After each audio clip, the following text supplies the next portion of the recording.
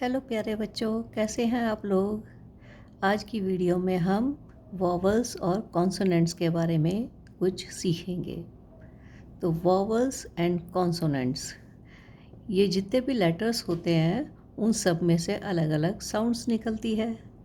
कुछ साउंड्स को नाम दे दिया हमने वॉवल्स और कुछ को हमने कॉन्सोनेंट। हिंदी में भी हम वॉवल्स को स्वर बोलते हैं और कॉन्सोनेंट्स को हम व्यंजन बोलते हैं। अब ये स्वर या वॉवल्स क्या होते हैं। स्वर या वॉवल्स को अगर आप देखें, अ, आ, ई, ई, उ, ऊ, ये सभी ऐसी आवाज़ें हैं जो कि बच्चे नेचुरली निकालते हैं। कभी भी आप देखेंगे छोटे बच्चे जब भी बोलना सीखते हैं तो वो हमेशा आ, ऊ, ई इस तरह की साउंड्स निकालते हैं। ठीक है। तो जो ये वॉवल्स होते हैं या फिर स्वर जिसे हम बोल सकते हैं, ये नेचुरल साउंड्स है। ओके। जैसे कि इंग्लिश में क्या होता है, ए, ई, आई, ओ, यू, ये हमारे इंग्लिश के 5 वॉवल्स हैं। ओके। जिन्हें हम हिंदी में स्वर बोलते हैं और जिन्हें हम मात्राओं की तरह से इस्तेमाल करते हैं। जैसे कि ए से शुरू हुआ एप्पल। अब जब आपने एप्पल बोला तो हिंदी का ए की आवाज़ भी आपको आएगी। आपने बोला एलिफेंट तो एलिफेंट। एग तो आपको कौन सी साउंड्स आ रही है, ये देखिए, ये साउंड सेम है। ए से अ, ई, आई, ई, ओ से ऊ की मात्रा की आवाज़। तो इंग्लिश में हम उन्हें बोलते हैं वॉवल्स और हिंदी में बोलते हैं स्वर। ओके। अब आते हैं कॉन्सोनेंट्स। कॉन्सोनेंट्स क्या है, जैसे हम सीखते हैं बी से साउंड आई ब की, सी से साउंड आई क की, डी से ड, एफ से फ। इस तरीके से ये जो कॉन्सोनेंट्स है ये है व्यंजन। जो हमारे हिंदी के व्यंजन होते हैं, जो आप क ख ग घ पढ़ते हैं, ये उसे ही रिप्रेजेंट करते हैं।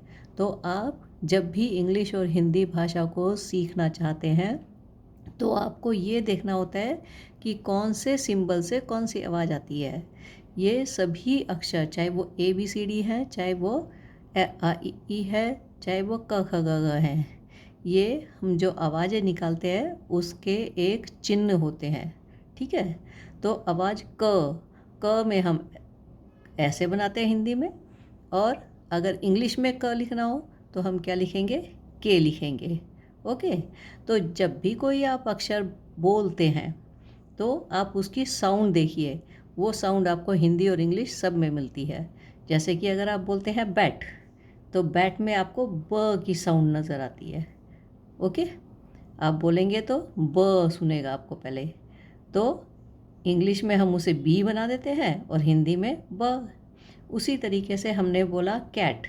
कैट में जो सी की साउंड है वो किसकी साउंड है, क की साउंड है। ओके। फिर हमने बोला रैट। रैट में किसकी साउंड है, र की साउंड से शुरू हो रहा है।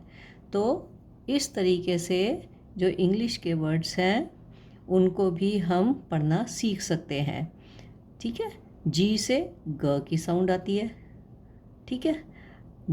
ये हो गया जग। जे से ज की साउंड आई। वैन, व की साउंड आई। या की साउंड आई। ज़ीब्रा, ज की साउंड आई। तो आप ये देख रहे हैं यहाँ पर कौन से आपके क ख ग घ व्यंजन आ रहे हैं जब हम इन वर्ड्स को बोल रहे हैं। ओके। अब आप यहाँ पे देखिए एप्पल, तो कौन सी साउंड आ रही है, ए। ठीक है। Elephant, elephant. ओके। इसी तरीके से हम और वर्ड्स लिखें, जैसे इंक पॉट, तो किसकी साउंड आई, ई की साउंड आई। ओके। हमने बोला आउल तो आ की साउंड आई। ओके। हमने बोला पूल तो यहाँ पे ऊ की साउंड आ रही है। तो इसका मतलब प पे ऊ की मात्रा, ओ से आउ साउंड आई ऊ की। ओके। पू और ल। तो इंग्लिश और हिंदी भाषा सीखना कोई मुश्किल नहीं होता है। आपको सिर्फ ये याद रखना है कि कौन से लेटर से कौन सी साउंड आ रही है। आशा करती हूँ आपको कुछ समझ आया होगा थोड़ा बहुत। इस वीडियो को ध्यान से देखिएगा और फिर समझने की कोशिश कीजिएगा। Thank you so much.